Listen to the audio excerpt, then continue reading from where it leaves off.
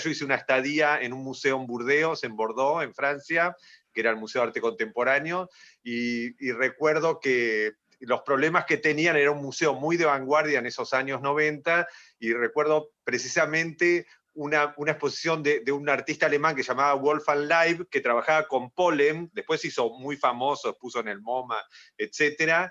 Y él hacía superficies en polen, nada más, no le ponía ningún aditivo, y el CAPC, el museo adquirió esa instalación. Entonces imagínense el dolor de cabeza para preservar con una escobita el polen, que no se ensucie, y poder presentarlo a su vez otras veces. Bueno, obviamente las 3 ediciones anteriores se hicieron en el auditorio de la Asociación Amigos del Museo, y esta es la primera, como expliqué, virtual.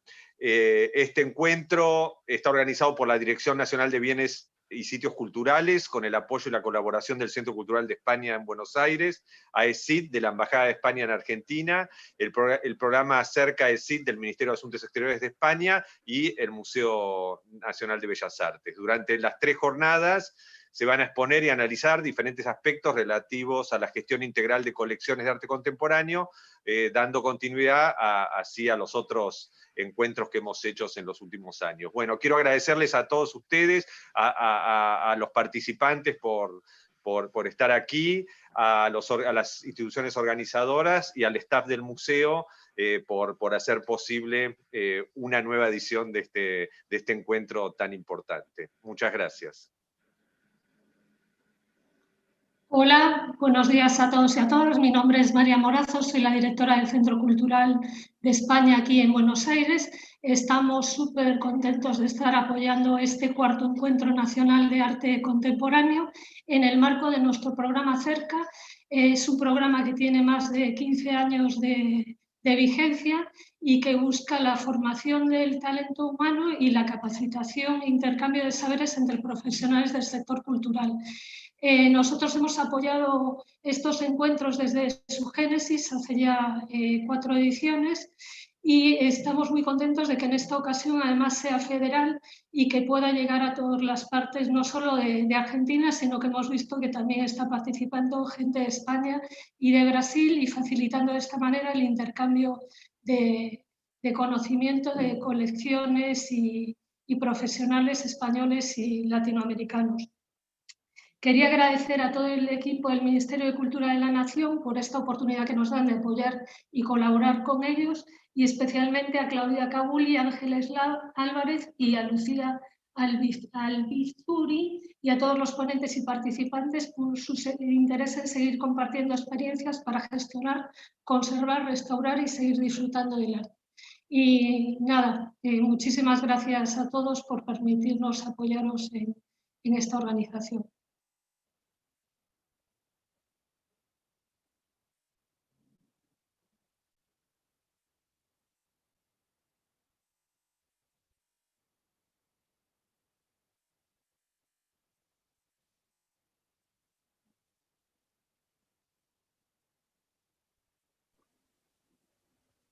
Bueno, finalmente le damos la palabra a la secretaria de Patrimonio Cultural, Valeria González.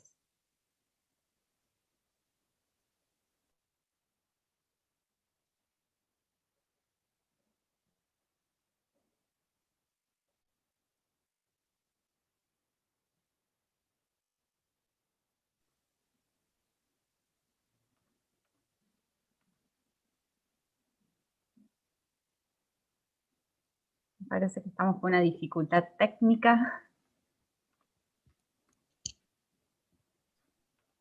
Aquí reaparecí. Muchas gracias, Ángeles. Se me cortó lamentablemente estos minutitos. Pido disculpas a mi colega, no escuché sus últimas palabras. Es una felicidad inmensa para mí darles la bienvenida a esta 4ª edición del ENAC, del Encuentro Nacional sobre Registro, Documentación y Conservación en Arte Contemporáneo. La continuidad de este tipo de programas y políticas hacen sin duda a la trascendencia y al verdadero sentido de producción, de productividad a partir de estos encuentros. Muchas gracias a Duprat, director ejecutivo del Bellas Artes, Mariana Marchesi, directora artística del museo, y a todo el equipo del Museo Nacional de Bellas Artes. Muchas gracias, España, a través de su embajada y de el CECEBA, colaboradores largos y profundos, colaboradores siempre de nuestro Ministerio de Cultura. Gracias, Claudia Cabuli y todo el equipo de la Dirección Nacional de Bienes y Sitios Culturales, verdaderos promotores y ángeles guardianes de esta iniciativa fundamental. Como decía Duprat,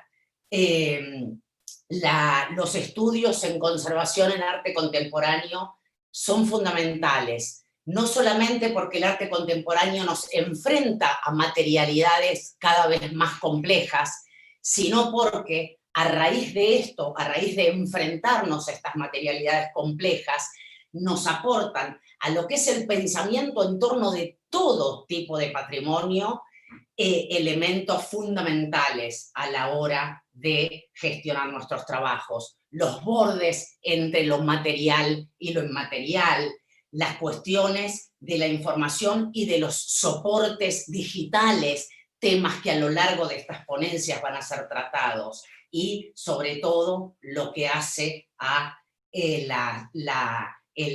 patrimonio como política institucional. Tenemos el honor de que nos acompañen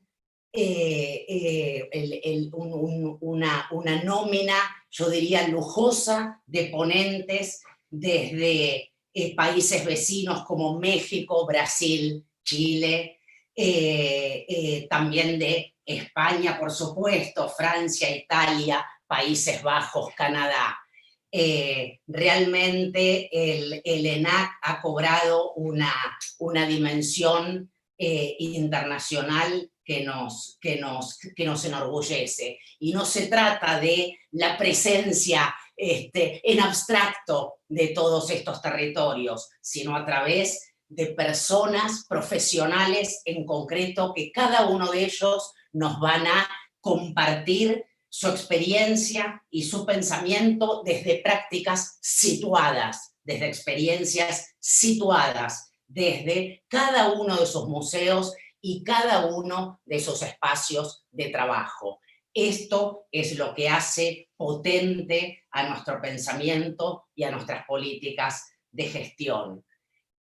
Por último, en este verdadero drama que estamos viviendo, no solo en la Argentina, sino en el mundo, por esta situación pandémica, donde el puro contacto se ha vuelto peligroso, creo yo que la hospitalidad, lejos de contraerse, es algo que debemos seguir expandiendo cada vez más.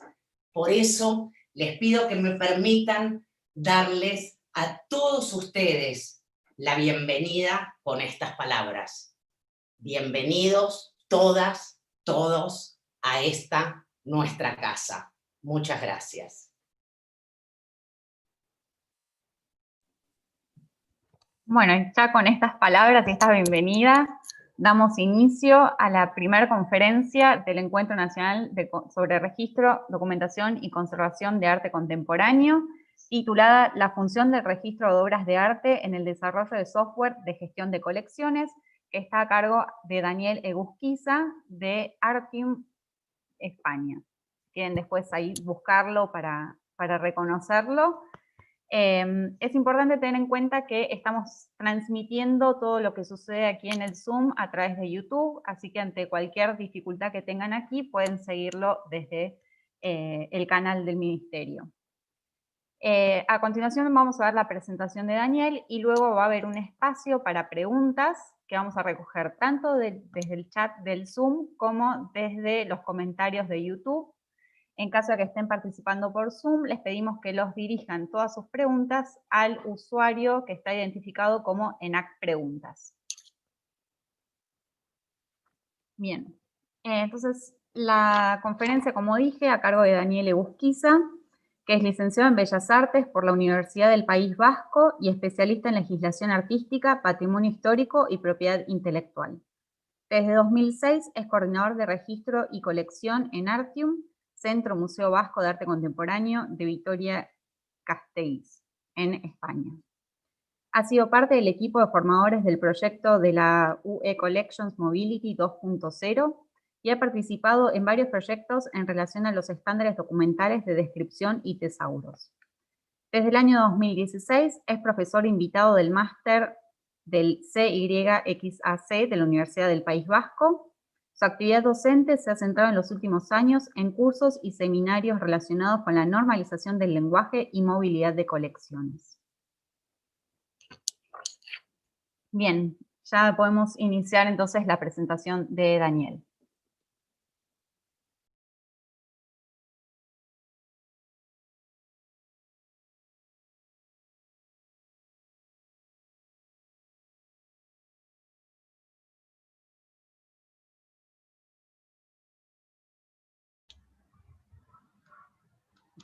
Que no lo puedo ver acá. ¿Están dando o no?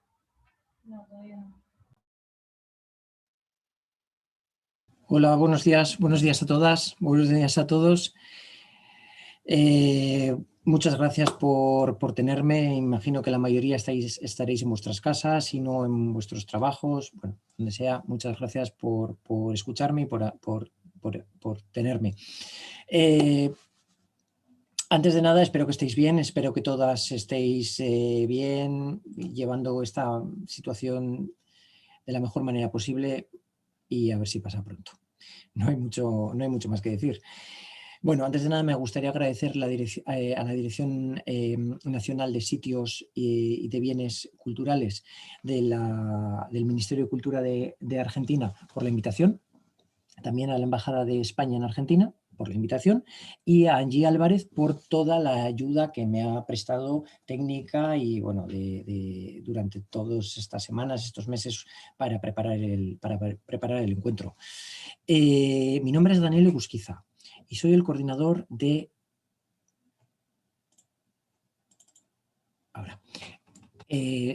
soy el coordinador de registro y de colección del Museo Artium de Vitoria. Yo os he preparado una presentación que espero sea lo más amena posible. Es un tema un poco arduo, es un tema un poco engorroso y es la primera vez que hago una presentación. En la universidad sí que he hecho varias clases por vídeo, pero el problema es que tenemos aquí es que además os lo estoy lanzando un par de días antes del encuentro y entonces no soy capaz ni siquiera veros una reacción o una cara, ¿no? Entonces es un poco, la verdad es que es un poco difícil, pero bueno, he intentado hacerlo de la mejor manera posible, lo más visual posible y lo más sencillo de entender lo que al final quiero transmitir, ¿no? Que es un poco nuestra experiencia en el museo. Y como os he dicho, soy el coordinador de colección y registro del Museo Artium, que está en Vitoria-Gasteiz. El Museo Artium es el Museo de Arte Contemporáneo del País Vasco, que el País Vasco, por si acaso alguien no lo tiene claro, es una comunidad autónoma que está en el norte de España, lo tenéis aquí marcada,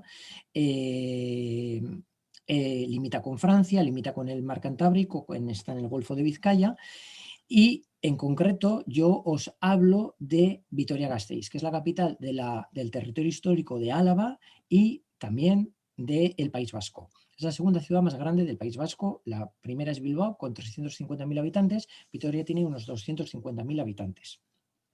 El punto azul en Bilbao es simplemente porque yo os hablo desde Bilbao porque vivo en Bilbao, pero vamos, la ubicación es donde está la etiqueta. Y ahora os voy a contar un poco por qué está este museo y por qué está esta colección en Vitoria.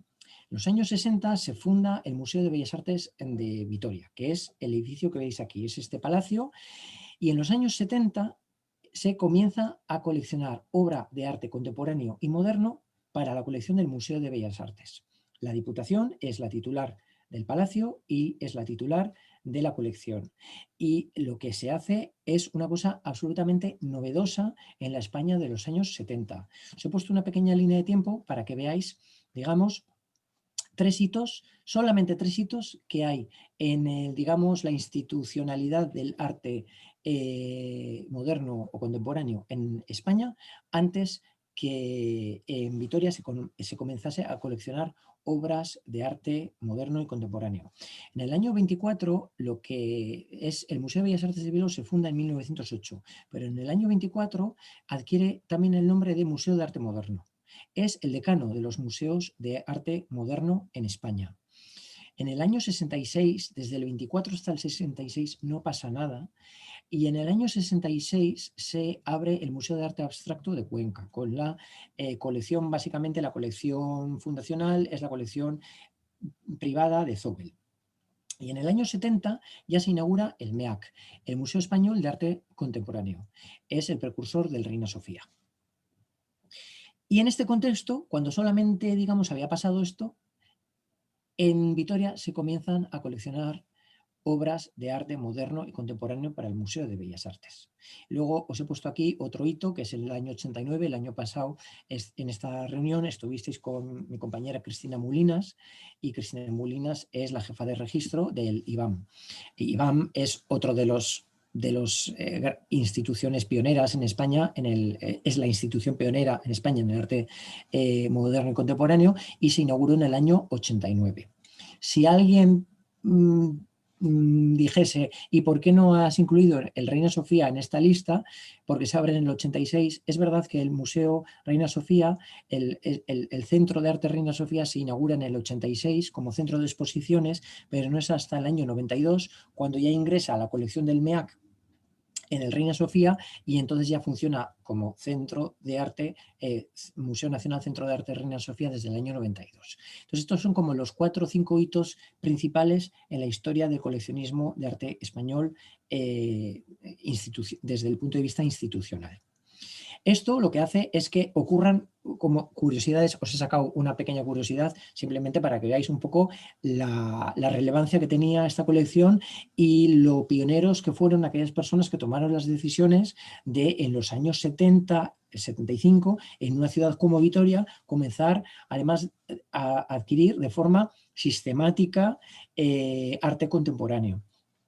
Esta es una obra que tenemos en la colección de Joan Miró, es Mujer en la noche, del año 74. La Diputación la compró en el año 76, solamente un año y medio después de haber sido creada, y es la primera obra de Joan Miró que ingresa en una colección, en un museo en España.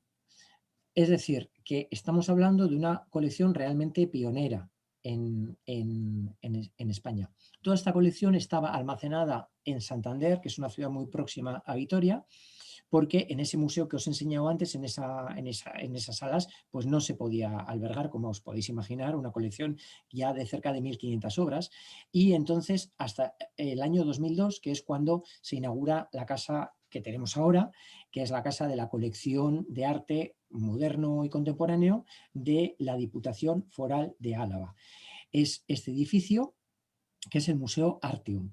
Son 13.000 metros cuadrados, aunque prácticamente no se ve gran cosa, es este edificio blanco de aquí, más el edificio que cierra la plaza, pero realmente es un complejo subterráneo que ocupa toda la plaza y que mide 13.000 metros cuadrados, pero que el 80% es subterráneo. Es decir, que prácticamente en una imagen es muy difícil hacerse una idea, digamos, del volumen, del tamaño del edificio.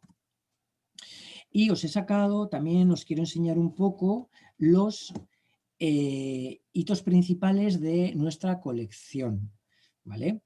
Son los indicadores de actividad de la colección. Mirad, ahora mismo el museo tiene 2.889 obras. Este es el histórico y veis que en el 2002 ingresaron, el rojo es ingresaron, el azul es levantamiento y el otro es el acumulado, soy daltónico y no veo bien, creo que es amarillo, el amarillo creo que es el acumulado. Entonces, veis que ingresaron en el 2002 1.781 obras, que es el mismo que el acumulado, y luego poco a poco hemos ido creciendo, y luego también ha habido varios años con levantamientos de depósito importantes. Entre otros, este año se ha hecho el levantamiento de un depósito, digamos, de bastantes obras, y nos quedamos con 2.889 obras. Más indicadores, bueno, pues por ejemplo este sobre la titularidad. Prácticamente el 70% es fondo, digamos, colecciones públicas. La colección fundacional ocupa el 64% de nuestros fondos, es la colección de Diputación, pero luego tenemos también la colección del Gobierno Vasco, del Parlamento Vasco y del Ayuntamiento de Vitoria. Y luego tenemos un 33% de obras, digamos, en depósito de artistas, de terceros, de propietarios, de coleccionistas, alguna galería y bueno, la tipología es bastante amplia. En cuanto a los objetos, el 27% son fotografías, luego muy seguido del 25% que es pintura, estampa y escultura, ¿vale? Este es digamos, los porcentajes de tipología de objeto por fechas de creación. Ahora mismo, luego el fondo estable, tenemos ahora mismo expuesto el 2,02 de la colección, lo tenemos expuesto. Y el resto pues está almacenado. La media desde el 2002 es de un 4,1% de colección expuesta al año, y en cuanto a la movilidad externa, bueno, pues tenemos una media de 25 expedientes, 30 sedes al año, esto es al año, 25 expedientes que son 30 sedes al año, 96 obras prestadas al año. Esto es digamos, los gráficos son anual y ya veis que estamos ahora mismo en un mínimo. Acaba de entrar una solicitud de préstamo de 16 obras, con lo cual va a subir un poco, pero vamos, este año se ha resentido, como os podéis imaginar, pues bueno, se ha resentido todo. Esto me parece importante deciros todo esto porque lo que os voy a contar a continuación no es más que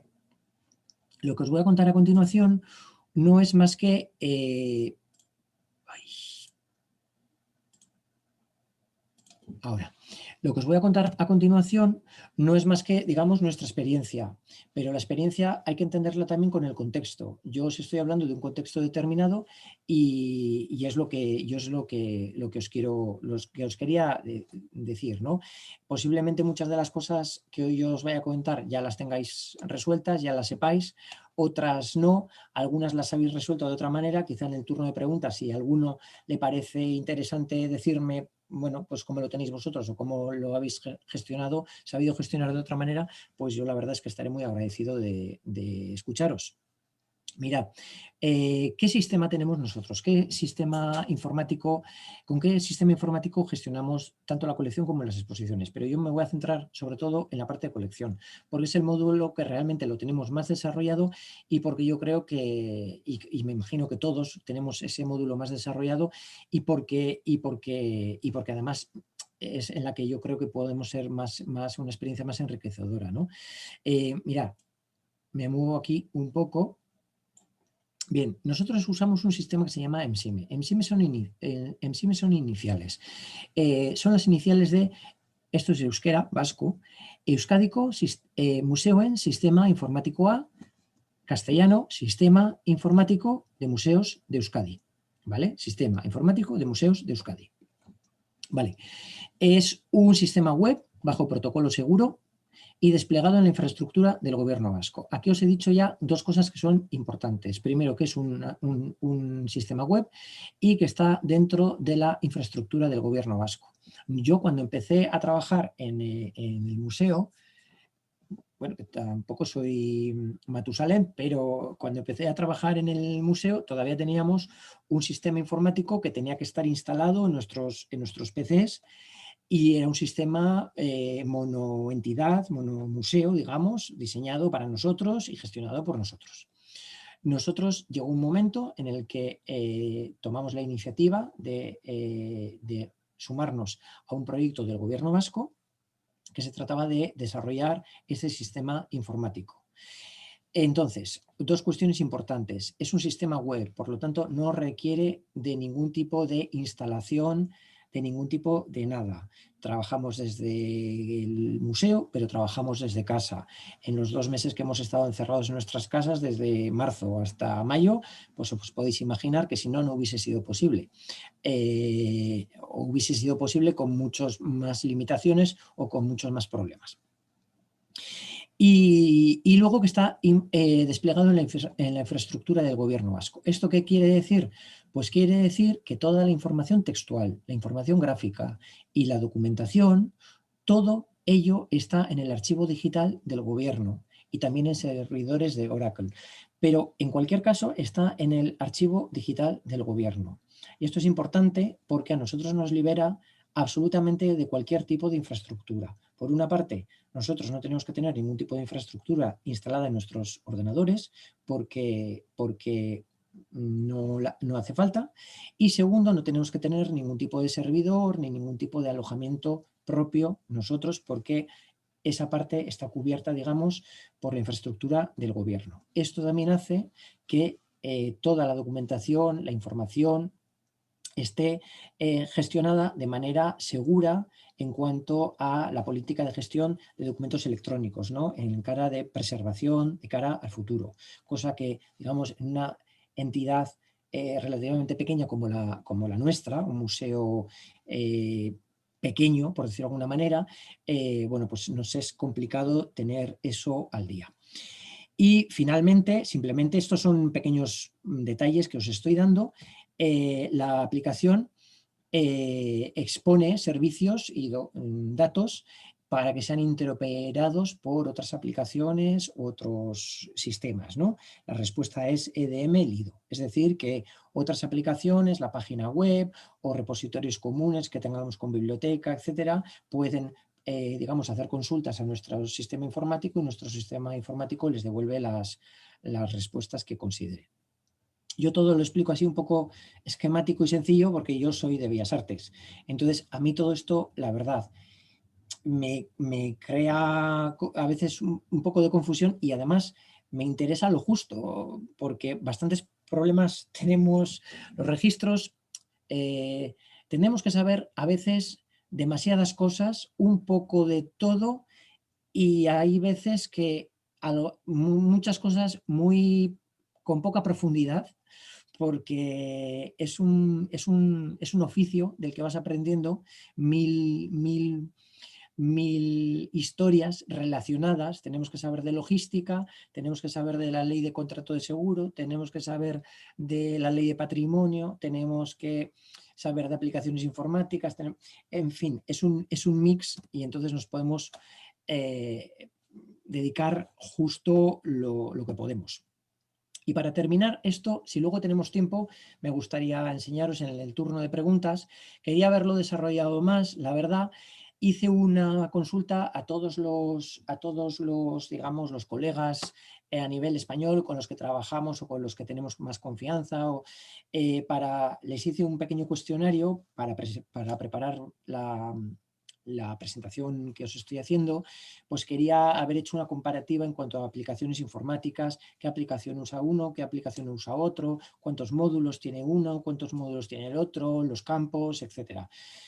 El día a día te come y al final no lo he podido hacer, pero sí he hecho un pequeño Google Maps en el que he marcado todas las instituciones con las que he contactado y qué sistema usan, qué herramienta, si es software libre, si es propietario y el nombre de la aplicación en algunos casos. Entonces empezamos ya en materia porque yo creo que con esto ya tenéis un poco la idea de cuál es. Luego sí, en el turno de preguntas también, si queréis, os enseño un poco la aplicación informática, os enseño las fichas catalográficas, si os apetece.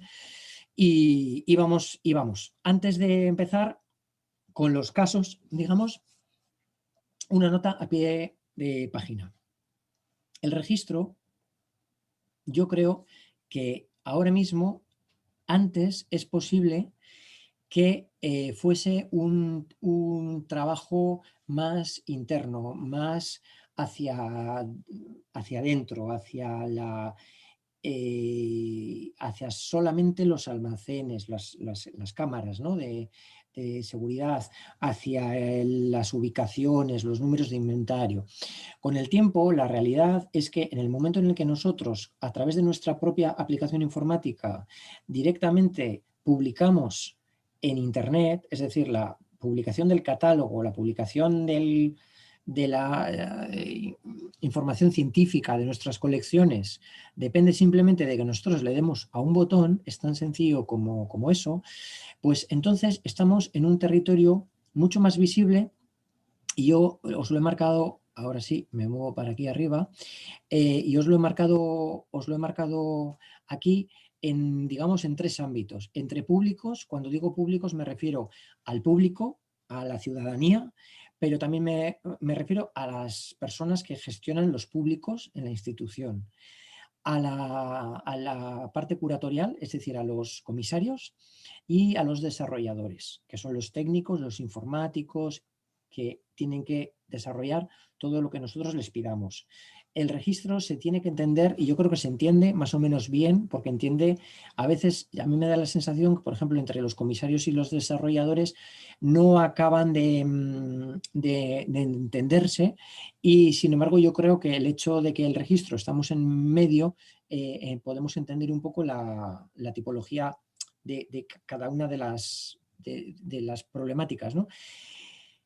Y esto es como una nota a pie de página para empezar con las 3 líneas de trabajo que, a mi entender, desarrollamos los registros, o por lo menos los registros de nuestra institución, en relación a la aplicación informática y al desarrollo de la aplicación informática. Por una parte, os voy a hablar de la explotación de datos, que creo que es lo menos desarrollado. Desde luego, en nuestra institución y en nuestra aplicación es lo menos desarrollado de todo. En segundo lugar, os voy a hablar de una línea de trabajo que es la de la vista de la gestión, es decir, que la herramienta sea útil para los que trabajamos con la herramienta, para los usuarios propios internos del museo. Y la tercera línea de trabajo sería la de vista de difusión, los usuarios externos. Bien, con explotación de datos lo que quiero transmitiros es que lo que tenemos que hacer es precisamente lo que estamos haciendo aquí, o lo que los restauradores están haciendo aquí, en este caso, en esta pieza de homenaje a Velázquez, es precisamente lo que están haciendo aquí, que es buscar, perdón, me muevo otra vez, qué lío, la explotación de datos. Nosotros tenemos que mirar a nuestra colección, a nuestra base de datos, como un restaurador mira a esta obra para buscar datos, para decidir intervenciones, para decidir mejoras, para tomar decisiones, para hacer un informe o para lo que sea. Personalmente creo que las aplicaciones informáticas a día de hoy no tienen esta cuestión resuelta. Por lo menos la nuestra. Estamos trabajando en ello y estamos mejorándola, pero no tienen la historia resuelta.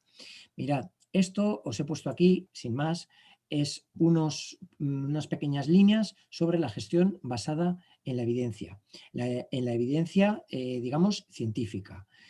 Hoy en día, pues claro, como tenemos algunos dirigentes así en gobiernos internacionales y tal, que dicen una cosa absolutamente sin ningún problema, sin ningún pudor, sin ninguna base científica y no pasa nada, pues bueno, pero nosotros lo tenemos que hacer un poco mejor. Y entonces yo deciros que la forma de trabajo basada en la evidencia se basa en que, os lo leo así porque es más rápido, la evidencia científica se extrae de nuestra propia experiencia, ¿vale? Entonces tenemos que buscar el contenido, entenderlo y proceder como decidamos, ¿vale? No seguir las prácticas comunes o heredadas simplemente porque están. Y finalmente, aunque esto quizá va un poco en contra de mi papel hoy aquí, ¿no? Nuestros indicadores de actividad, en inglés, no sé si trabajáis mucho con cuestiones en inglés, pues los performance indicators, son más relevantes que el consejo de cualquier experto. Esto es importante. A mí me parece importante, ahora ya hago como un inciso, hay algunas instituciones incluso algunos países a veces me da la sensación de que han cogido esta bandera de las buenas prácticas, ¿no? Las buenas prácticas, y entonces están, digamos, todo el día pues, no sé, en foros y hablando de las buenas prácticas. Pero luego la cosa es que trabajas con ellos en un proyecto específico y resulta en un préstamo o en un proyecto, en una gestión de cualquier cuestión, y resulta que no ponen en práctica ninguna de esas buenas prácticas que luego están en todos los foros europeos, por ejemplo, pregonando, ¿no? Entonces, bueno, sin más, esto es una, como nota a pie, es el desahogo matutino, pero bueno, que sepáis que lo más importante para las buenas prácticas, para hacer que esas buenas prácticas sean mejores prácticas, es poder tener los datos de nuestra propia experiencia y analizarlos y tomar decisiones. Os voy a poner un ejemplo que nosotros tenemos mínimamente resuelto. Por ejemplo, el desarrollo de etiquetas en la base de datos de autoría.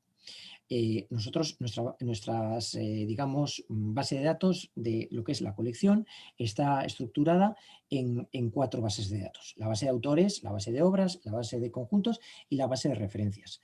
Bien, la base de autorías, ahora nosotros podemos identificar con etiquetas algunas cuestiones tan sencillas como el género del artista o la procedencia del artista, en el sentido si es un artista local, si es un artista vasco, en círculos concéntricos, si es un artista local, si es un artista vasco, si es un artista español, si es un artista internacional.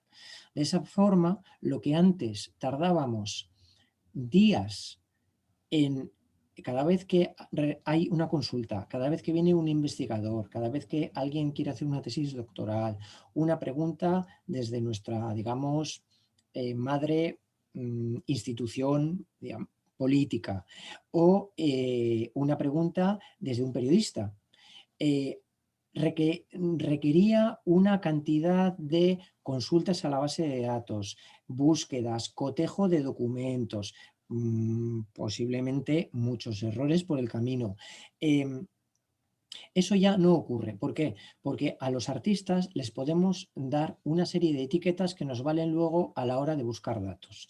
Por ejemplo, esto es un dato que antes nos podía haber llevado mucho tiempo y ahora nos puede llevar algo de tiempo, pero mucho menos. En el 2002, el porcentaje de inversión por género, ¿vale? Este es otro indicador. Entonces, en el 2002, unos datos bastante catastróficos, el 91% de la inversión se destinó a adquirir obra de artistas masculinos.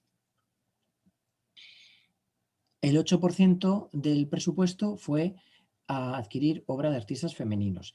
Y en este mix de un 1% podrían estar algún artista que no se considera, digamos, en esa dinámica binaria, o también tenemos algún artista o algún grupo que es mixto y entonces lo tenemos ahí. Pero bueno, este dato por ejemplo, se compara con el del 2019, que es el año pasado, en el que con un presupuesto mucho más reducido que el que teníamos en el 2002 para adquisición, pero los porcentajes ya son otros. 28% de nuestro presupuesto fue adquirir obra de artistas masculinos, un 60% a adquirir obra de artistas femeninos y un 12% mixto. ¿Vale? Estos datos, estos tipos de datos, lo que no tiene ningún sentido es que nosotros que nos montamos en el coche y le podemos pedir al coche 1000 datos de nuestra ruta, de nuestro consumo, al móvil, nuestra actividad física, lo que dormimos, lo que no dormimos. Estamos rodeados de datos y lo que no tiene sentido es que las aplicaciones de gestión de colecciones todavía nos devuelvan todos los datos, digamos, que nosotros le pedimos sobre las obras. Podemos hacer búsquedas por cualquier campo.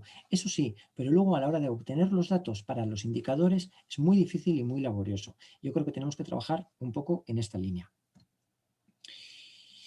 Bueno, esa es la primera línea, esa es la primera de las líneas de trabajo. La siguiente línea de trabajo es la de gestión. Os voy a poner 3 ejemplos que yo creo que son bastante visuales para que entendáis un poco la tipología de problemas en los que nos podemos encontrar o nos hemos encontrado en el museo. Por ejemplo, un problema que estaba bien resuelto y sin embargo no nos resultaba útil, ¿vale? La fecha de creación. La fecha de creación, esta es la pieza de Mosquetero de la Pipa de Pablo Picasso y aquí tenemos la trasera con su fecha.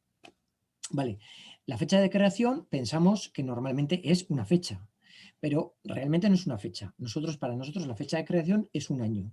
Entonces no le podemos dar formato de fecha, aunque el campo se llama fecha de creación o fecha, no le podemos dar formato de fecha. Además, ¿por qué no le podemos dar formato de fecha? Pues porque hay veces que ese campo tiene texto.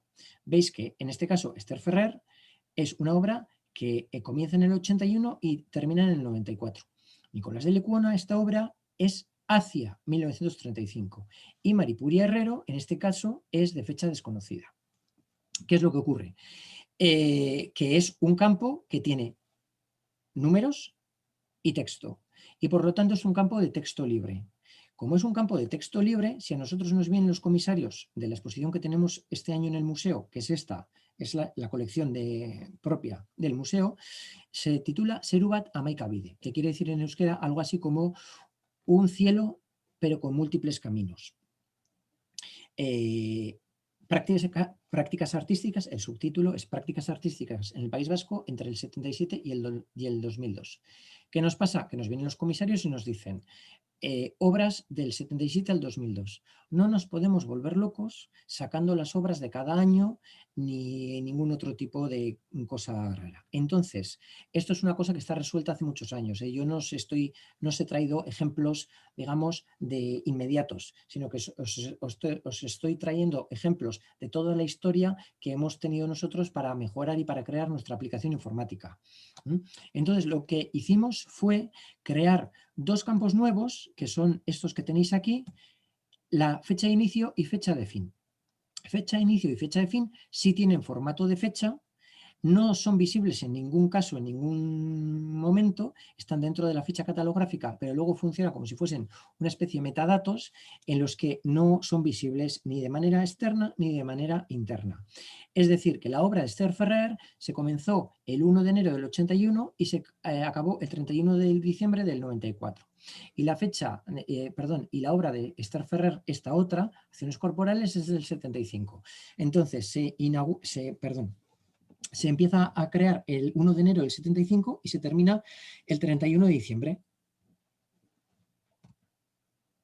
De esta manera se pueden hacer búsquedas como las que planteábamos, búsquedas de rango de fecha sin ir a la fecha, yendo a la fecha de inicio y a la fecha de fin. Otro problema, en este caso mal resuelto por nuestra parte. Mal resuelto antes, ahora resuelto. El campo valoración inicial. Cuando nosotros empezamos a desarrollar este campo, el área de las valoraciones y de la forma de ingreso, nosotros elegimos una serie de campos. Forma de ingreso, fuente de ingreso, último propietario, en fin, una serie de campos, digamos, comunes, bastante comunes. Pero luego en la zona de valoraciones sí que dijimos que tenía que poner si era una valoración inicial o no era una valoración. Si era inicial se mantenía para siempre y luego la valoración era un histórico de valoraciones con sus fechas y luego también teníamos la capacidad de elegir la moneda en la que se hacían las valoraciones. ¿Qué es lo que nos ocurría? Que en concreto lo único que dijimos fue que necesitábamos dos campos, valor inicial o histórico de valoraciones. Vale. ¿Qué nos ocurre? Mirad, esta es una obra de Ángela de la Cruz y esta es un recorte de su factura. Ángela de la Cruz. Very Special Price, 40.000 euros. 40.000 euros, no tenemos ninguna duda. Valoración inicial, 40.000 euros. Luego, si se van actualizando, los 40.000 será siempre el valor inicial y luego el histórico de valoraciones será el que corresponda. Pero esto es un caso muy extraño dentro de nuestras facturas. Esto es una obra de El Perro, una escultura bastante impresionante. Y este es un recorte de su factura. veis, importe 40.000, coincide, IVA es el impuesto, descuento 4.000, total 41.760. Bueno, pues muy sencillo, 41.760 pasa a valoración inicial. Error. ¿Por qué? Pues porque la valoración inicial no es 41.760. Nosotros pagamos 41.760, pero la valoración inicial es 41.760 más los 4.000 euros de descuento que nos habían hecho. En este caso es un descuento cerrado, 4.000 euros, pero normalmente los descuentos que nos aplican pueden ser un porcentaje, suelen ser un porcentaje, 20%, 25%, 15%, lo que sea. Entonces, lo que nosotros decidimos fue, en este caso tenéis la escultura, aquí se ve mejor digamos, la forma. No os he querido elegir así fotos como muy interesantes porque las he querido guardar para el taller del miércoles. Pero bueno, entonces, ¿qué es lo que ocurre? Que nosotros desechamos la fórmula, digamos, de campos que habíamos elegido en un principio en la aplicación y lo que decimos es, no, el tema de valoraciones tiene que ser resuelto con dos campos nuevos. Campo inversión, que es lo que nosotros realmente pagamos, la fecha de inversión, la valoración inicial, que también siempre se va a mantener, y luego el histórico de valoraciones. Es decir, que tuvimos que mejorar, implementar dos campos nuevos en toda la base. Esto, como os imagináis, lo que supone, estamos hablando de, por decirlo en números redondos, 3.000 obras, hay que revisar las 3.000 facturas para ver cuál es la inversión, cuál es la valoración inicial, desglosarlo, sacar los cálculos de porcentajes, etcétera, para al fin y al cabo que las cosas sean lo que tienen que ser, que es el registro lo que tiene que hacer es dar la realidad, plasmar la realidad, decir la verdad. Y luego este es el campo, o sea, este es el ejemplo quizá un poco más complejo de entender porque tiene que ver más con las tripas de la aplicación, ¿vale? Pero me parece interesante porque esto también es muy relevante a la hora de que la aplicación sea interesante para nuestro trabajo. Muy importante. Mira, esto es el módulo... Esto, imaginaros que es el módulo de movimientos externos, es decir, los préstamos. Los préstamos tienen, digamos, una línea de tiempo que va dependiente de aprobación, luego va aprobado, luego se traslada, retorna y finalmente se archiva, ¿vale? Esta es, digamos, la línea de tiempo en la que, digamos, puede estar una solicitud de préstamo, un movimiento externo. ¿Qué es lo que ocurre? Las bases de datos, ya sabéis, se comunican entre ellas, lo que pasa es que tú le tienes que decir en qué momento el módulo de movimientos externos tiene que repercutir la información que está metida en este módulo a la ficha catalográfica de la obra que corresponda, de la obra o de las obras que correspondan. Entonces nosotros lo que le dijimos al sistema es, cuando está pendiente de aprobación, nada. Cuando está aprobado, nada. Cuando la obra sale del museo, tienes que pasar a la ficha catalográfica de la obra, la localización nueva, es decir, que ya no está en reserva, sino que está en sala, la ubicación, que está donde sea que esté, y la exposición temporal para la que va destinada tiene que pasar al histórico de exposiciones de la ficha catalográfica. ¿Qué es lo que ocurre? Que os ocurrirá a todas. Que las obras se solicitan con bastante margen de tiempo, con mucho margen de tiempo en muchos casos y, por ejemplo, las fechas también, pero los títulos cambian muchas veces. Los títulos cambian muchas veces. Muchas veces te enteras de que cambia el título porque te llega una nota de prensa o porque te llega el catálogo o por lo que sea. ¿Qué es lo que ocurría? No pasa nada, porque nosotros aquí, como esto siempre se puede editar, cambiábamos el título o cambiábamos las fechas y ya está. Pero nos llevó años darnos cuenta de que nosotros cambiábamos por, digamos, tener las cosas bien, el título y las fechas en este módulo, pero ¿qué es lo que ocurría? Que la información ya la había pasado, estoy dando a la pantalla... La información ya la había pasado a la ficha catalográfica y como ya la había pasado a la ficha catalográfica, no la corregía. Entonces, ¿qué es lo que le tuvimos que decir al robot que se comunica entre todo ello? Pues que antes de archivar, en el momento en el que yo le doy a archivar un expediente de préstamo, un movimiento externo, la información que había, el sistema tiene que verificar que la información que había volcado en este momento a la ficha catalográfica es la misma que tiene en el expediente que se va a archivar. Si no es la misma, lo que tiene que hacer es coger y actualizar de nuevo esta información, fechas, título, etcétera, en la ficha catalográfica, entendiendo que esta que se va a archivar en este módulo es la definitiva y por tanto es la definitiva y es la definitiva que tiene que constar en la ficha catalográfica. Esto así de primeras es muy sencillo, pero nosotros lo dábamos por supuesto, lo dábamos por hecho que esto ya ocurría y por lo tanto lo que estábamos haciendo era siempre cambiar aquí los títulos y no tenía una repercusión. Cuando nos dimos cuenta lo corregimos, pero hubo que revisar pues en la medida de lo posible todo el histórico de movimientos externos para ver cuántas exposiciones tenían diferente título en la ficha catalográfica que en el movimiento externo.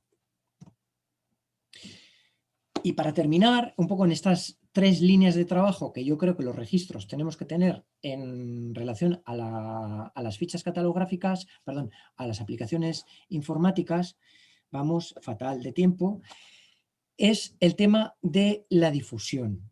Os he dicho antes que ya los registros estamos en el meollo de hacer visible nuestro catálogo en el día a día, ¿no?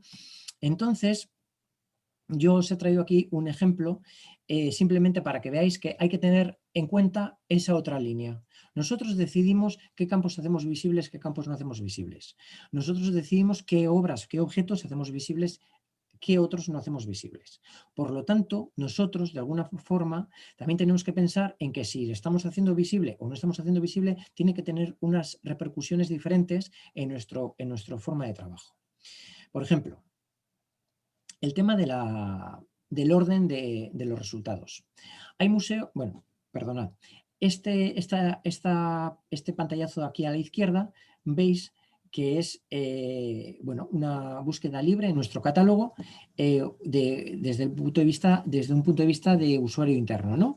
Entonces yo pongo Tapies como texto libre y me da estos resultados. Sin embargo, si entro en el catálogo online del museo y pongo Tapies como texto libre, me va a dar este otro resultado. No sé si os dais cuenta, pero esta que está aquí, la primera, aquí sale la quinta, y esta que sale aquí, la tercera, sale aquí la primera. Bien, efectivamente algo pasa, las cosas no son aleatorias. Nosotros le hemos dicho al sistema, en este caso, cuando la consulta es desde fuera del museo, que pase un filtro. ¿Qué filtro es ese? El filtro de la relevancia. ¿Y por qué? Pues porque nos parecía importante que las obras que de alguna forma son más relevantes para el museo, aquí hay algo de controversia, si queréis luego en el tiempo de preguntas lo podemos hablar, digamos, se tuviese en cuenta ese factor. Por ejemplo, esta es una pieza, la nuestra es esta de aquí en medio, que aquí la veis, no dentro de su caja, la caja ya se había quedado abajo, sino dentro de con su marco de viaje, ¿vale? Bien, es la misma. Esta es la documenta, es la tela gris que hizo Tapies para la gran tela gris que hizo Tapies para la documenta del año 64. Aquí la veis en la documenta y aquí la veis en un montaje. Claro, ¿qué es lo que ocurre? Que a nosotros, como usuarios internos, nosotros podemos ordenar esto. Por defecto nos lo va a ordenar por número de inventario, pero podemos ordenar por el campo que queramos. Pero para una búsqueda de texto libre de Tapies no nos parece, digamos, correcto que salga en ese mismo orden. No nos parece correcto que la primera obra sea una obra que incluso es una carpeta compartida en el que Tapies tiene una litografía, pero no es una obra, digamos, de entidad de Tapies. Y entonces lo que hacemos es desarrollar el campo desarrollar el campo relevancia. El campo relevancia lo tienen varios museos, varias colecciones tienen campo relevancia, incluso algunas puedes filtrar tú como usuario externo, puedes filtrar por relevancia. Nosotros lo que hacemos es, damos ya los resultados, digamos, a través de esa relevancia. Hubo cierta polémica en el museo en relación al tema de la relevancia, porque los comisarios no consideraban exactamente, digamos, que podían ser neutrales a la hora de aplicar la relevancia. Nosotros tenemos digamos, un criterio en el que todas las obras las consideramos iguales, nuestras exposiciones, no tenemos una colección, digamos, de obras permanentes o de obras maestras siempre en exposición. Una vez al año se cambia la exposición y conviven obras pues, digamos, de artistas consagrados, piezas muy relevantes, con otras piezas menores, etc. Entonces lo que hicimos fue usar un criterio técnico, no curatorial, porque los conservadores no se sentían identificados con la cuestión, digamos, de selección de relevancias, y lo que hicimos fue un campo nuevo en el que trabajamos los técnicos desde un punto de vista como muy aséptico, y entonces elegimos el historial expositivo a la hora de determinar la relevancia. Decidimos 3 niveles de relevancia, perdón, 3 niveles de relevancia y dijimos relevancia alta más de 7 exposiciones, relevancia media entre 3 y 7 exposiciones y relevancia baja menos de 3 exposiciones. ¿Qué es lo que ocurría? Que a eso le teníamos que dar un coeficiente corrector. ¿Por qué? Porque teníamos, como nosotros cambiamos una vez al año de exposición en el museo, nos ocurría que había algunas obras que tenían muchas exposiciones en el museo y sin embargo ninguna fuera, o muy pocas fuera. Y eso nos parecía que era como una especie de competencia desleal. Entonces lo que hicimos fue usar esta primera fórmula, relevancia alta más de 7, media entre 3 y 7, baja menos de 3, y le aplicamos además un corrector de en Artium un punto, digamos por 1, y fuera de Artium el valor era el doble. De esta manera llegamos, uy madre, que estoy aquí en medio, de esta manera, de esta manera llegamos a esta tabla. El mosquetero que habéis visto antes tiene la relevancia mayor. Son 15 exposiciones fuera del museo más 10 exposiciones dentro del museo. Exposiciones o proyectos, ¿vale? Porque dentro del museo también contábamos como los proyectos. Cuando un escritor utilizaba para hacer una pequeña exposición o un encuentro o lo que sea, lo usábamos también, le dábamos, digamos, la categoría de exposición. Esta pieza de Gargallo, 16 fuera, 6 dentro.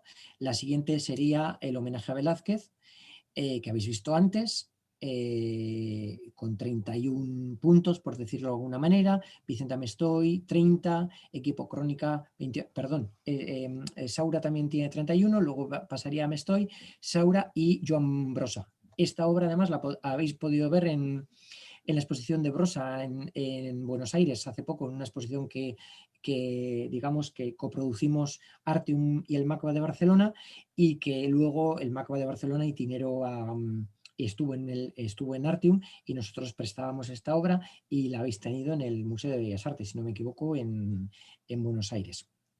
Bueno, pues sería otra de las de relevancia alta. En este caso, nos sale que tenemos 86 obras de relevancia alta, todas están en línea, 743 de relevancia media, 722 están en línea, y de relevancia baja tenemos 2.060 obras, y en línea tenemos 1.261 obras.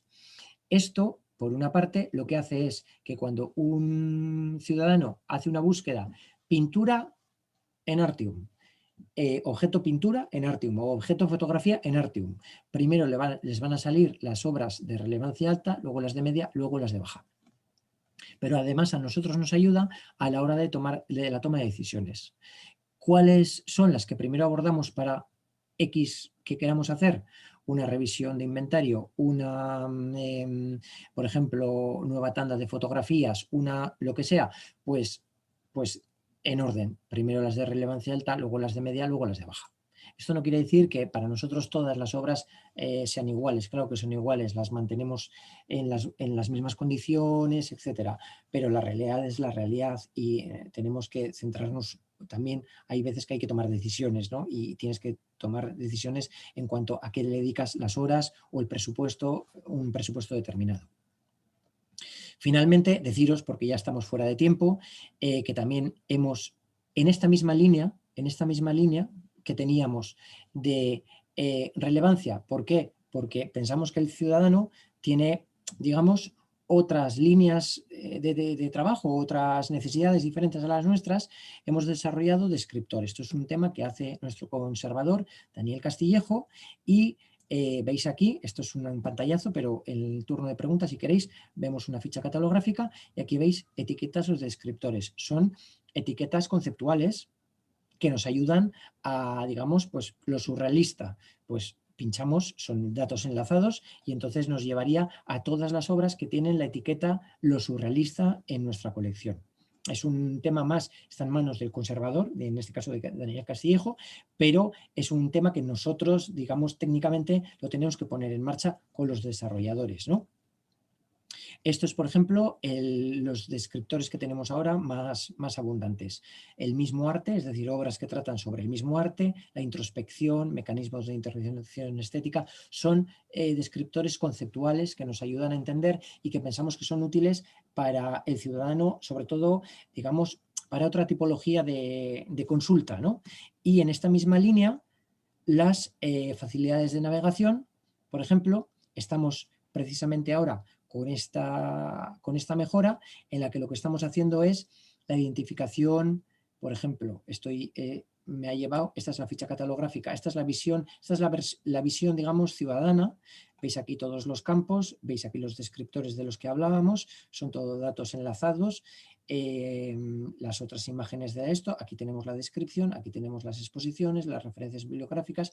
Luego en el turno de preguntas entramos y si por ejemplo pinchamos en esta foto, que son las vistas de la exposición, tenemos la vista de la exposición, pinchamos esto de aquí, que veis aquí, son las cartelas de la obra, entonces pinchamos en esta cartela que corresponde con esta obra y nos lleva a la ficha catalográfica de esta otra obra, ¿no? Es otra forma, digamos, de navegar. Nosotros no necesitamos esto, pero tenemos que entender que también hay esta tipología de usuario, que también hay usuarios que no saben buscar una obra por Marina Núñez o por Vanitas, o no se les ocurre buscar por retrato en tema, sino simplemente han visto una imagen y les ha interesado. Y yo creo que nosotros tenemos que dar también servicio a esas personas que, digamos, están descubriendo y van descubriendo de forma intuitiva y van navegando poco a poco. No solamente es una cuestión, digamos, de investigadores o de personal, digamos, de otro tipo de perfil. Vale, y ya para terminar, conclusión. Conclusión, y me voy a poner aquí otra vez. El sistema definitivo para nosotros no existe. El sistema perfecto no existe. Esto es como todo en la vida. Estás buscando el perfecto y no aparece. Entonces, el sistema definitivo no existe. Lo tenemos que crear nosotros, porque nosotros lo vamos a crear, porque nosotros lo vamos a crear que vamos a utilizar nuestra realidad, nuestra colección, nuestra experiencia, nuestro presupuesto para crearlo. Entonces, conclusiones. El sistema debería de ser lo más, a mi entender, lo más sencillo posible. Lo más sencillo posible. Estar siempre abierto a modificaciones y nosotros tenemos que ser conscientes de ello. El nosotros va entre comillas, porque yo creo que todas las que me estáis escuchando, todos los que estamos en el gremio, sabemos. Pero el nosotros es así tipo mayor y entonces incluyo a las direcciones y sobre todo a las gerencias. Porque hay veces que se instala una aplicación informática y parece que ya está resuelto el asunto. Y no, hace falta que todos los años haya un presupuesto para las mejoras de los errores o mejoras simplemente que se hayan visto a lo largo del año. Tiene que mantener el equilibrio entre los diferentes sistemas. Tiene que servir para nosotros, para que nosotros hagamos las búsquedas, los datos, para que tengamos todo como tiene que ser. Pero también tenemos que tener en cuenta que ahora mismo también es el sistema del que chupa la información el ciudadano que está en su casa informándose, buscando datos sobre nuestra colección. Con lo cual tiene que tener ese equilibrio. Y finalmente, yo creo que es importante tener siempre en cuenta que el objetivo final es siempre la creación de conocimiento y la difusión. No se trata de tener un sistema lo más avanzado posible, que tiene que ser lo más avanzado posible. Pero no se trata de tener un sistema por tener, no se trata de que las cuestiones sean lo más farragosas posible, no se trata de nosotros buscarnos como trabajos. Nuestro trabajo tiene que ser lo más sencillo. Es lo mismo que esta caja que os ponía aquí. Lo quito y la veis. Hay personas que consideran que esta caja es el sistema definitivo. Bueno, pues el sistema definitivo nosotros cuando lo usamos estupendamente viene muy bien, pero hay otras veces que no interesa usar esta caja, porque hay obras que no entran en este tipo de cajas, hay otras obras que no requieren estos presupuestos para su manipulación. Es decir, que no siempre o sea, no nos tenemos que obcecar en crear algo que no hace falta. Lo que necesitamos es precisamente crear contenido y difundirlo entre la ciudadanía. Finalmente, deciros, esto es un pantallazo de unas entrevistas, las entrevistas que les hacemos a los artistas, las entrevistas que se le hicieron en los años 80 a Jorge Oteiza. Había una respuesta muy graciosa que dice: tiempo aproximado de la realización de la obra, ¿no? Es una pregunta, es un cuestionario más de cara al registro y a la conservación, ¿no? De cara a los restauradores estáis acostumbrados a hacer bastantes entrevistas de cara a la conservación. Entonces, tiempo aproximado de realización de la obra. Y él escribió: toda la vida. Bueno, pues a mí me parece importante como esta reflexión, porque esto que yo os estoy contando, como todo lo demás, los registros, como más gente en el mundo, pero los registros nos vamos a casa siempre porque llega un momento en el que nos tenemos que ir, porque hay que descansar y tenemos vida, ¿no? Pero es un trabajo de toda una vida. No nos iríamos nunca si no a casa, porque el trabajo es inabarcable, no se acaba nunca. Y entonces también enlazarlo con que yo hoy estoy aquí con vosotras y estoy encantado de estar con vosotras, pero realmente yo trabajo con un equipo que si no, todo esto que habéis visto sería imposible. Nosotros somos los que nos estáis viendo ahora mismo, a los 4, los que gestionamos toda la parte de registro, tanto de la colección, y ellas también en parte de las exposiciones. Con lo cual somos los que somos. Son Isone, Cayetana y Chaso, y bueno, también gracias a ellas, porque también de alguna forma pues están aquí en la presentación. Y sin más, yo sé que he ido muy rápido, sé que me he pasado de tiempo, y si queréis pues pasamos al turno de preguntas. Muchas gracias a todos por escucharme, por tenerme. Siento haber sido así un poco precipitado, espero que os haya parecido interesante y sin más, quedo a vuestra disposición para lo que necesitéis. Muchas gracias.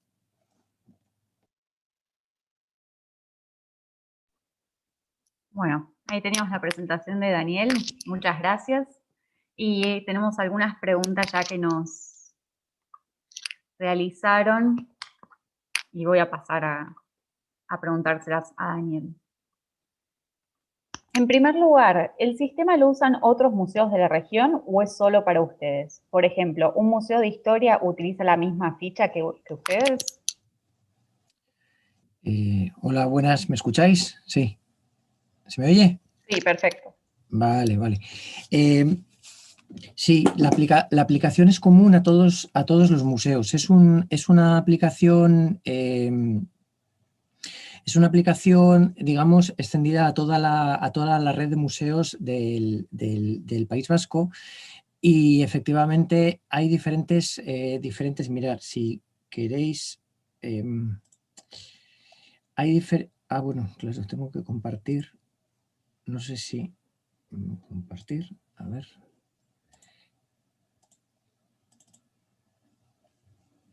Vale.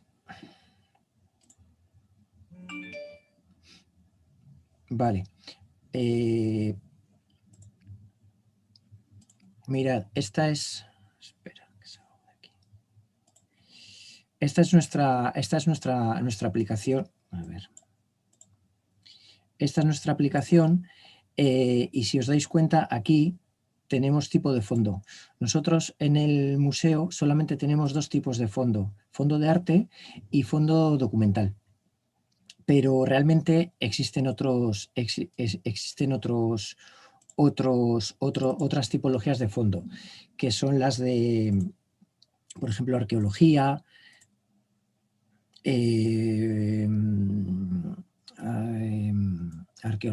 esta etnografía también, como otra tipología de fondo. Es decir, que hay bastantes tipos de fondo. Lo que se hace es la estructura, digamos, de las tripas que os decía antes de la aplicación es la misma. Lo único que al cambiar el tipo de fondo cambian las tablas, cambian por ejemplo, las técnicas cambian todas las tablas, digamos, que están dentro de la normalización del lenguaje, eso están individualizadas para cada tipología de fondo. Bien, o sea que los desarrolladores, ustedes trabajan únicamente en la ficha que corresponde a artes. No participan en arqueología o etnografía. No. Nosotros siempre trabajamos solamente, digamos, contra cualquier fondo que está en nuestra colección. Sí que hay museos, por ejemplo el museo, bueno, digamos, las instituciones que formamos parte de en esta aplicación, estaríamos los dos museos de Bellas Artes, el Bellas Artes de Bilbao, el Bellas Artes de Vitoria, Artium de Vitoria, está Guggenheim de Bilbao, está el Museo San Telmo de San Sebastián. El Museo San Telmo, por ejemplo, tiene una tipología muy abundante de objetos. Tiene objetos de etnografía, tiene monedas, tiene muchas monedas, tiene arte contemporáneo, es un museo también de bellas artes y de ciudadanía, como se llama, ¿no? Entonces tiene ellos sí que están, por ejemplo, en la posibilidad de editar y de gestionar más tipos de fondos. Eso es. Lo importante es que efectivamente hay campos, por ejemplo, hay algunas cosas que nos crean como cierta problemática con el hecho de que haya tanta tipología de fondos, ¿no? Y es, por ejemplo, el hecho de qué campos son visibles al ciudadano. Para nosotros tenemos claro qué campos son visibles al ciudadano y hay un campo, por ejemplo, que para nosotros es completamente absurdo, que es el de época. Nosotros la época no la consideramos, para nosotros la época no es relevante, porque nosotros tenemos ya la fecha. Sin embargo, la mayoría de estos museos de arqueología o de museos etnográficos no tienen fecha, tienen época. Para ellos el campo relevante es la época. Y sin embargo nosotros la tenemos que mantener visible. Entonces es un poco absurdo que si ya tenemos una fecha 1936 o 2015, tengamos que tener primer cuarto de siglo del siglo XXI, ¿no? Es un poco absurdo, es un poco una de las temas que no nos acaban de encajar, pero sí. Bien, otra pregunta.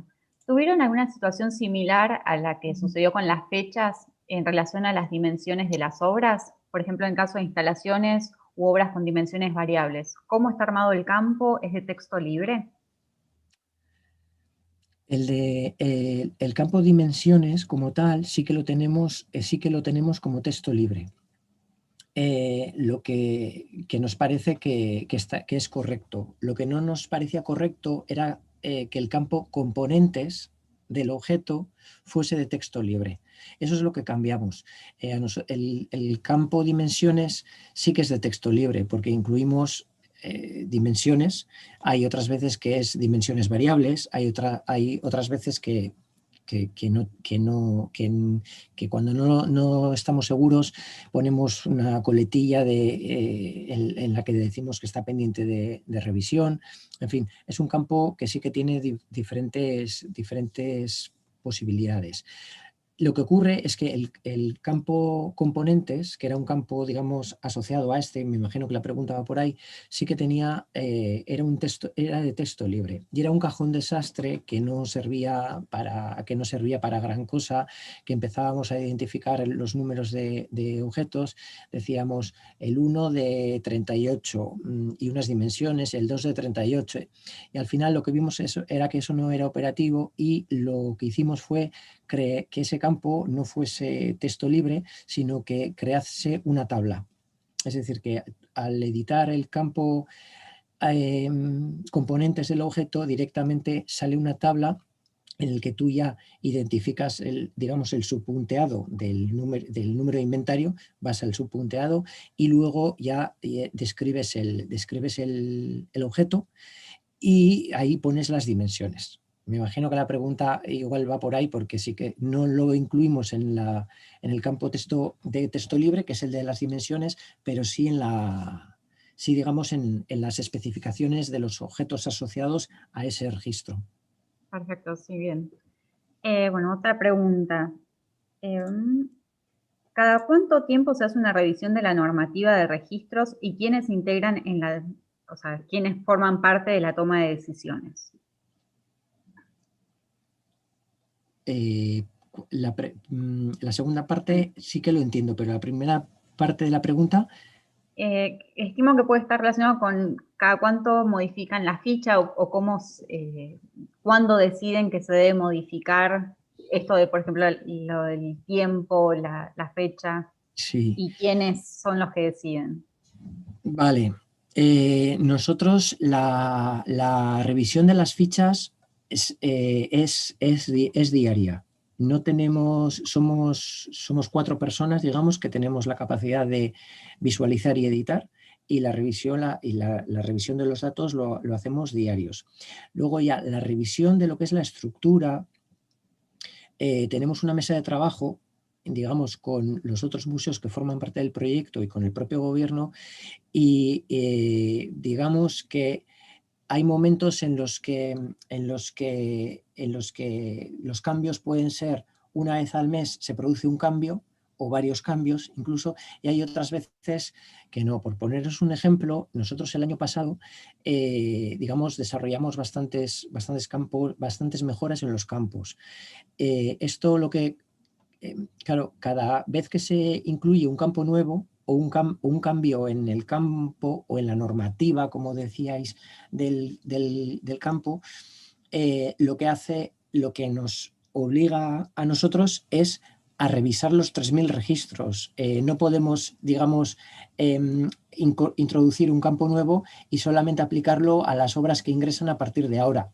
Ese puede ser el primer paso, pero el segundo paso es, digamos, aplicárselo al resto de la colección, y ahí es donde tenemos problemas. Nosotros, como os he dicho, somos los que somos, y la incorporación de un campo nuevo o de una modificación en cuanto a la norma, digamos, de uso de un campo, nos genera varios meses de trabajo.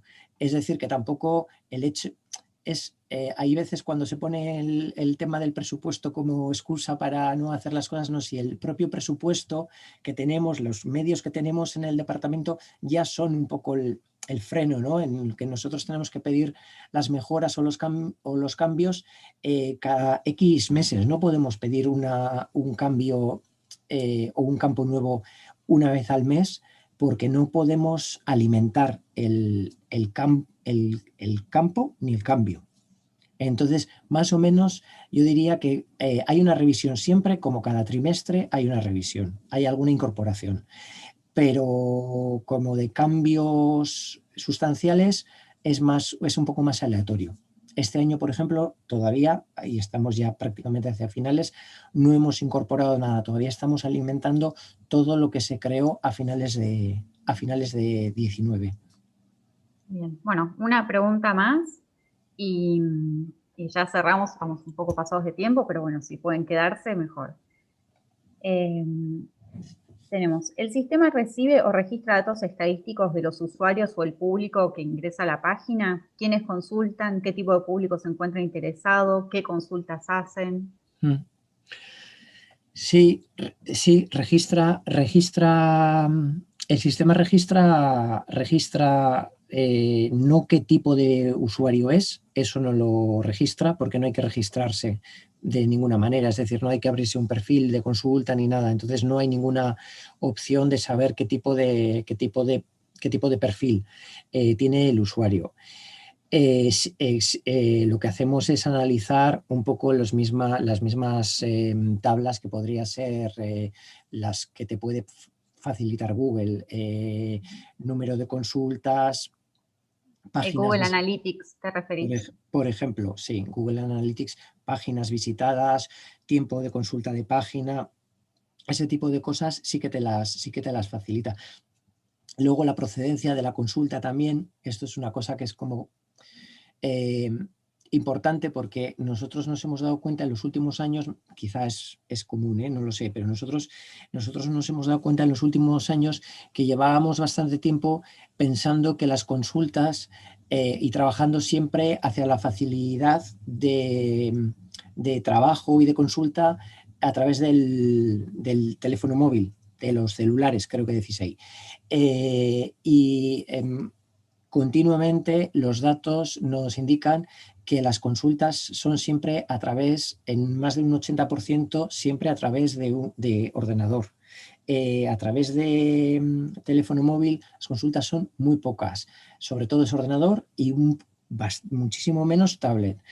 Es decir, que eso también nos ha hecho como variar un poco por lo menos no darle esa preferencia que le estábamos dando siempre en cuanto a la visualización de campos y de, digamos, la visualización de las fichas, porque al final siempre toda la interfaz al final facilitaba la visualización a través del teléfono, y nos hemos dado cuenta que nuestras visitas son, por lo general, las visitas al catálogo se hacen desde un ordenador. Muy bien. Bueno, después igual vamos a compartir el correo de Daniel porque quedaron algunas preguntas sin responder y por cualquier otra cosa. Perdonarme, sí, está lo tengo. Lo tenía aquí, si necesitáis cualquier cosa, porque sé que... De hecho, esta es la con la que terminaba la presentación, que se me olvidó ponerosla. Ahí está mi correo. Si necesitáis cualquier cosa, me podéis localizar ahí. Muy bien. Bueno, muchas gracias, Daniel, y a todos por sumarse. Como el evento este año se realiza a través de Zoom, estamos trabajando por bloques, así que les recuerdo que a las 14 horas, solo por YouTube, se va a presentar el bloque de Ideas en Escena 1. ¿Sí? En ese no hay preguntas, simplemente se van a exponer las presentaciones de los ponentes. Y a las 16 se abre la sala de espera para el panel 1, que es el de Gestión Integral de Arte Contemporáneo en Instituciones Públicas y Privadas, que va a estar moderado por Jorge García Tejedor del Museo de Reina Sofía. ¿Sí? Así que, de vuelta, gracias, y nos estamos viendo a las 16 horas. Hasta luego.